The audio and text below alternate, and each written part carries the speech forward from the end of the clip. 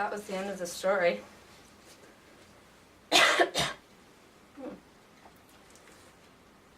Alright, I'll read something that is short and not a story now. This one is actually, I wrote it about a person I know, although I didn't go to prom with them, so the story is a bit misleading. It's called Procession of the Prom Night. At last, the slow saraband of senior year ended, with indolent dress hems trailing off the dance floor. Somewhere, amidst the dry textbook weekdays and the flooded Tumblr weekends, my darling-turned-date had managed to cultivate a personality. By June, her magnitude had reached such a staggering size that her laughter could knock you down. And tonight she was handing out scarlet smiles like cheap-cut quick-dye roses, the kind you find at the corner store. Each unfolded like a tiny corsage, symbolic of nothing. Just to be defiant, I took every petal she gave me, and I laid it on the grave of my love. That was intentionally melodramatic. I'm not that pretentious yet. Try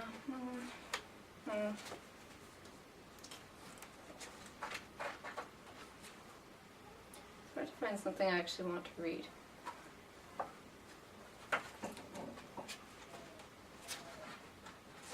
Alright, I'll go with this. I actually wrote this for she's not really my aunt, she's kind of my aunt. I think she's like my second cousin or something. Anyways, it's called Looking for Loopholes. It's in several parts, so I'll try to, partition it appropriately. Part 1. Home. How many heads will lie down tonight? How many with sadness that morning's clean light cannot break through? How many eyes will open half unwilling, entirely unconsoled, becoming the paradox of a mercy killing? How many bodies will forge on through arthritic fires and single coffee cups, and still speak quite politely to you or me? How many hearts will be left on the doorstep of a place they will call home? But the name is no disguise. We know it's shelter for the discarded. Part 2 is called Dear Cousins. Not the cousin I'm writing about, these other cousins. Anyways. She cooked your meals, cleaned your house, said she loved you for the last half-century, and you couldn't have the fucking decency to offer an affectionate goodbye when you sent her away? It makes me sick to think that we sit on the same branch of the family tree. Part 3. Cher tante. What consolation but the cool hand passing over your fevered dreams of long waxed halls and wheezing. Are you cold, ma tante? Let me get you a blanket. This is what you're left with. Quilted compensation, something to fill the beds amid the ventricles where your children once willingly slept. I've uncovered my anger on your behalf, which is more than you allowed for yourself. You're the dying Buddha, patient to the last, full of love that keeps echoing through vacant chambers. Love that flies like an aimless winged arrow, a demented sparrow with a song to crack the silence. I search your room, frantically seeking better beauties for you, some small joy I could hand you like a slice of pie at dinner. But here the janitors make quick work of crumbs. A job well done. Part 4. Dreamscapes. How many heads tonight?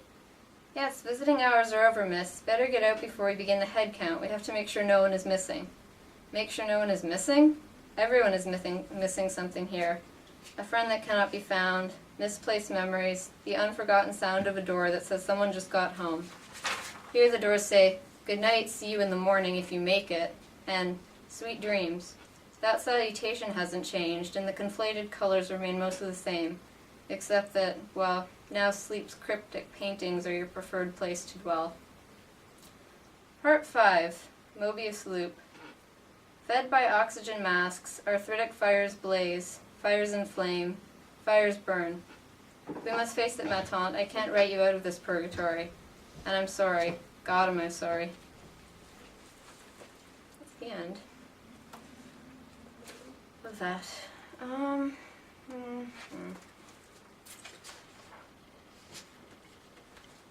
It's very serious. I picked a lot of serious things, apparently. Did you pre-pick your poetry? I kind of just went through and copy and pasted a bunch of stuff. I don't actually remember what I brought. Is there a different one of you reading now than who picked the poems? Probably. Alright, I guess I'll read this for kicks. I don't really like it actually, but I'll read it anyways. This one's called, it's a horrible, horrible pun. It's called The Last Resort for All of Your Traveling Needs. Has the utter desolation of your existence got you down? Do you find yourself entirely unable to decide where to go on vacation? If so, then we may be your hotel getaway of choice. In this pamphlet, you will find all of the information you need to plan your last holiday. Ugh. I'm going to start this over. That was really terrible. I'm not usually that bad with my articulation. Maybe you kicked too hard. Huh? Oh, no, you read it for kicks. Oh. I forgot. See, I forgot what I said. Huh. Okay, anyways, I'll start again. Last resort for all of your traveling needs. Has the utter desolation of your existence got you down? Do you find yourself entirely unable to decide where to go on vacation? If so, then we may be your hotel getaway of choice. In this pamphlet, you will find all of the information you need to plan your holiday at the Last Resort.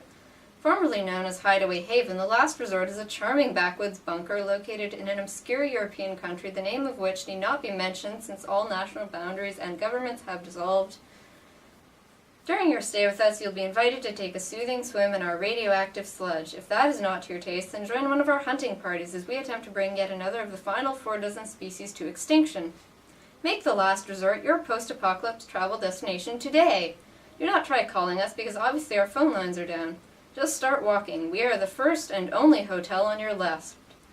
The Last Resort. We're the best because they bombed the rest.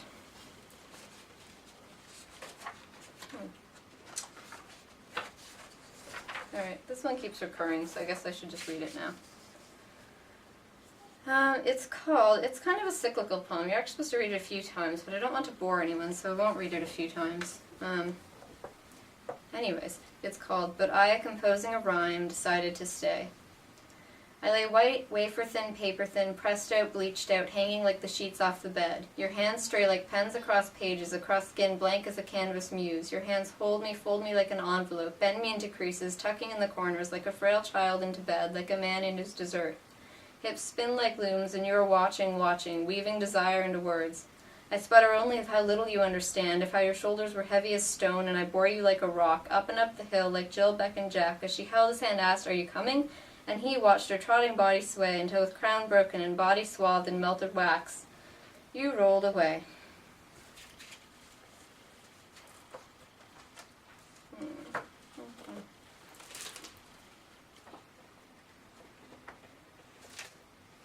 read that one already. They really disappear in the pages sometimes. Okay, I'll read this one.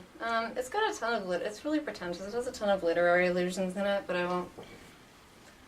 They're not that important. I just put them in there. It's called Suffer Quantifiably or Don't Suffer at All. Once I had an American dream that was not all a dream. I was a modern witch riled at the city gates, crying liberty for my kind, pleading our case and confessing rhymes when there came a colossal lady. She had coppery skin, robed in minted green, wreath of 7 weeds on her brow, and in her right hand a raised lantern to illuminate her steer. I have never been her kind. She spoke to me in tolerant tones. Weep not, despair not, for you suffer not.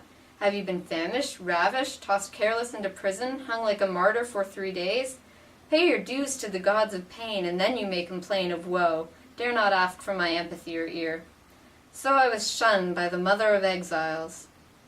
Upon her leaving, the children flooded in from the suburbs. They bombed me with lemons, said sagely, "You're lucky these ain't grenades, now make some sour lemonade." But their morality meant nothing to me, and I grew desperate for an art to dissect the ventricles of my heart, to show them secret wounds and barbs. So death became my muse. I was a good artist, but nothing exceptional. My demise was a glorious failure. Finally, an old man was sent to me, smoothing his lavish lapels. He came so close I could see the powder on his nose, the microphone on his sleeve. He spoke in a politic tone like Kant without a dictionary. "You have attained the dream state. Show some gratitude for your gratification. We gave you a safe sea passage, bestowed a cornucopia, but now you owe us a debt, your eternal happiness. You ought to be cheerful and useful, be satisfied and be set free. We have not hurt you, yet.